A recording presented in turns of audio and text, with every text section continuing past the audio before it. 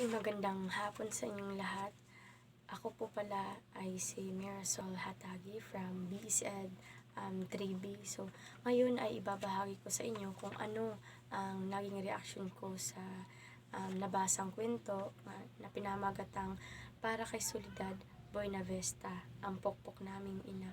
So, ang reaksyon ko sa kwentong Para kay Soledad Buenavesta, ang pokpok naming ina ay talagang ang mga ina ay bayani para sa kanilang mga anak, kung saan ay mas inuuna pa nila at iniisip nila ang kapakanan at kinabukasan ng kanilang mga anak kisa sa kanilang mga sarili. Kumbaga, kaya nilang isugal ang kanilang buhay para sa kanilang mga anak, para matustusan ang pangailangan at mabigyan ng magandang kinabukasan ang kanilang mga anak. So, ang kanilang binibigay na pagmamahal ay talagang tunay at totoo na walang katulad talaga.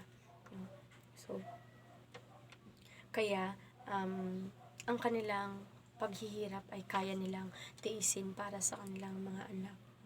Ipinapakita sa kwentong ito na bilang isang magulang o isang ina na nagtataguyod ng mga anak ay hindi hadlang ang kahirapan tungo sa pagtupad ng mga pangarap ng kanilang mga anak. Ito ay nasa pagpupursigi at pagsisikap, no?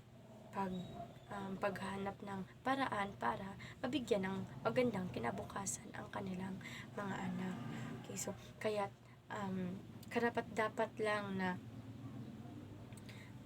karapat-dapat lang bilang mag-aaral, karapat-dapat lang na isama natin sila sa ating mga pangarap sa buhay, no? Gawin natin silang inspirasyon.